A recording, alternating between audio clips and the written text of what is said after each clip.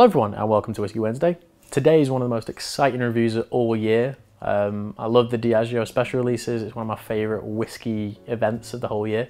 I'd like to get more invites to them, so if anyone from Diageo is watching, hit up that email address.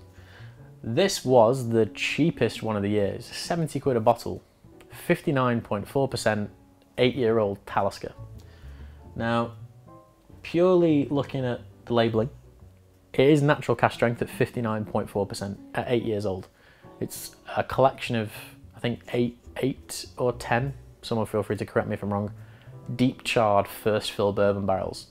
Deep charred probably means it's like a level 4, level 5 is alligator, so not many people do that. But a Talisker this young with this much ABV, it's only going to be fun. And I bought one, some of my colleagues bought one, and we're just absolutely loving it. So there's not much history to tell you about other than Talisker used to do an 8-year-old, I think in the 60s or 70s, maybe even up to the 80s. Again, correct me if I'm wrong. And this is just like a rekindling of that style. So we'll dive in, we'll smell it, and we'll kind of tell you why it's making us all so excited.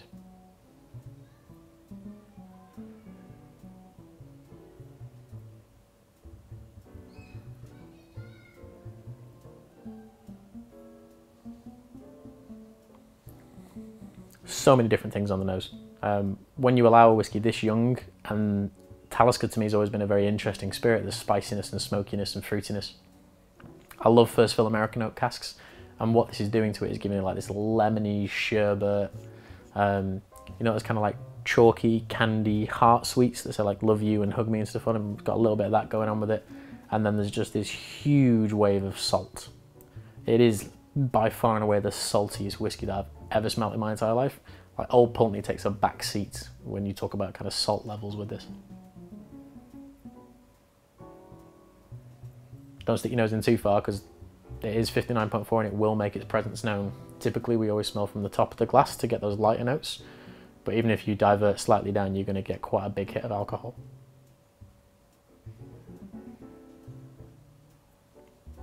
There's like a rum and raisin element to it. There's this really beautiful kind of hidden coconut vibe going on. Really exotic flavors kind of merge with like Isle of Skye, salty, dirty, smoky styles.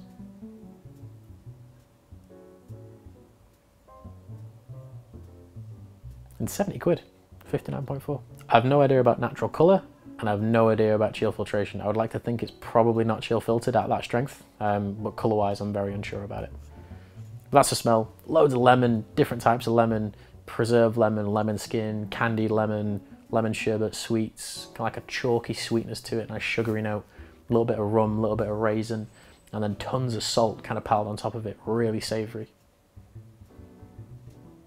But it's all in the taste.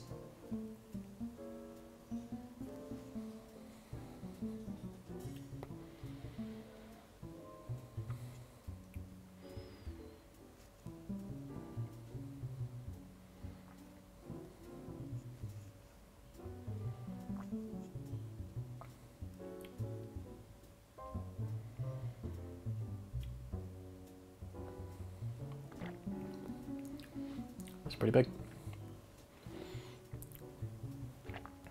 It takes time to build. Typically with a high ABV whiskey, you get the spice straight away, you get the booze.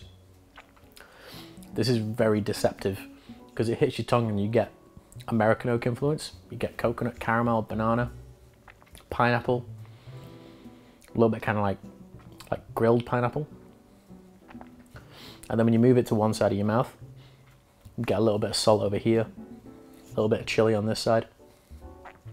And then when you bring it back into the center of your tongue, it just kind of turns that dial up and up and up and up and up. It becomes so spicy and so dry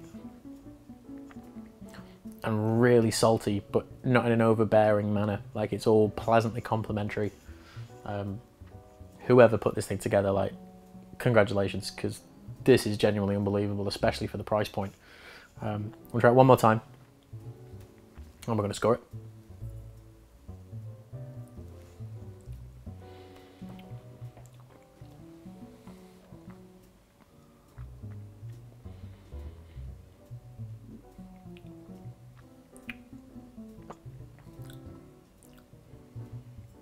Chili, salt, all these exotic fruit bases, like desiccated coconut, pineapple and mango.